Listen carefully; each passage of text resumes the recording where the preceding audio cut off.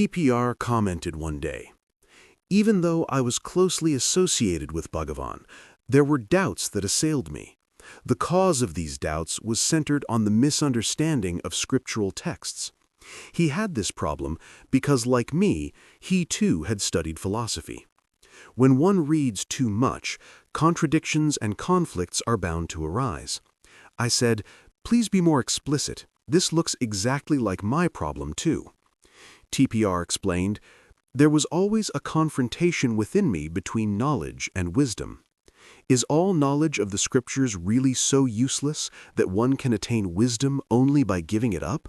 Or does one go beyond this framework?' This was the dilemma I was in.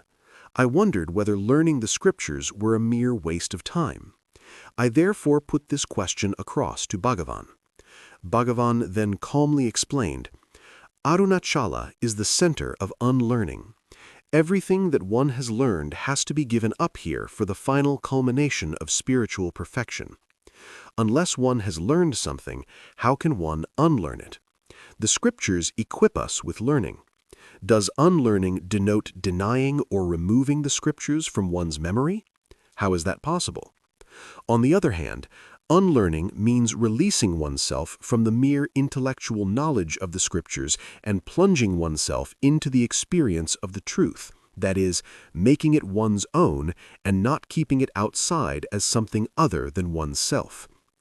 What is conveyed in the scriptures should become one's own experience. Arunachala makes one perfect by giving the cream of all the scriptures as one's own experience, in which theoretical knowledge is transcended. In short, the individual I, or the ego, is the learning. This learning, this knowledge, is in the head, while the throbbing of the I is in one's heart. It is wisdom. Where is the contradiction, then? Bhagavan has clearly stated, descending from the head to the heart is the beginning of spiritual sadhana. Very often, I would go to TPR's room outside the ashram and wait for him. One day, as he came out of the room, he was murmuring, "The grandfather sowed, the grandson is reaping." He kept muttering it repeatedly. I asked him, "What are you saying?" He then gave me a beautiful explanation.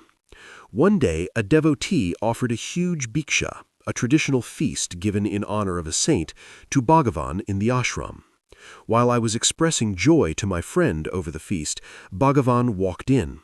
He had heard our exchange. He smiled and then turned in my direction and said, "Thinking about bhiksha? Your grandfather's house was the only one I entered to eat after coming to Arunachala. Every day, your grandfather would regularly visit the temple. He was a staunch devotee of Lord Arunachaleshwara. A tall and heavy-built man, he adorned himself with Rudraksa garland and other beads. In those days, around 1896, I used to stay inside the big temple near the Gopuram Subramanya shrine at the entrance of the Arunachaleshwara temple. Every day, your grandfather would sit in front of me for a while without saying anything.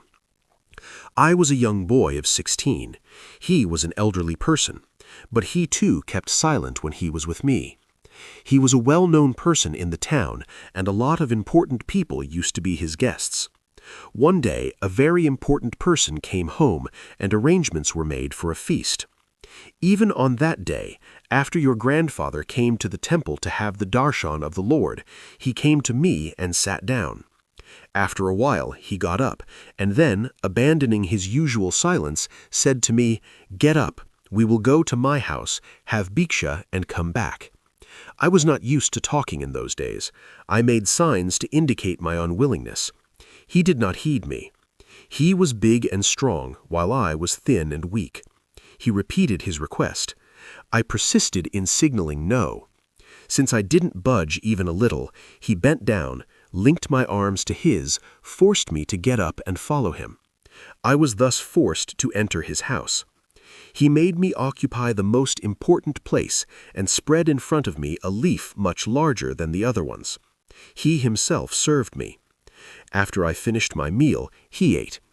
In those days, I never had a bath. My body would smell, and so nobody would come close to me. Yet your grandfather used to come unfailingly and sit close in front of me. Many people in the town came to see me and then went away. Your grandfather alone realized that though young, what was in this was fullness. TPR had tears in his eyes when he narrated this. He concluded, Ganesan, it is solely my grandfather's devotion to Bhagavan that is now enabling me to enjoy his holy presence and experience the inner felicity which Bhagavan is showering on me every day. Another day, I asked TPR, can you tell me about the compassion of Bhagavan? Many people talk about Bhagavan's compassion as his greatest attribute. He replied, there are two sides to Bhagavan's compassion. If someone is afflicted, he goes down to the level of that person to lift him up and bring him back to normalcy. In such cases, he will even break his strict adherence to his own teaching of self-enquiry. The other side of his compassion goes even deeper. He will not just alleviate the person, but completely transform him. I persisted, please explain with anecdotes. I was always eager for Bhagavan stories. TPR explained, once an important officer came to Ramanashram when the post office inside the ashram compound was being opened. He came into the hall with tears in his eyes. He melted when he looked at Bhagavan. He said, Bhagavan, I have lost my only son. My wife and I have neither been peaceful nor happy after the death of our son. We have been wandering around aimlessly in life since then. Bhagavan looked at him with great compassion. The man continued, we have only one desire, Bhagavan. You have to fulfill this. We want to see our son in our next life.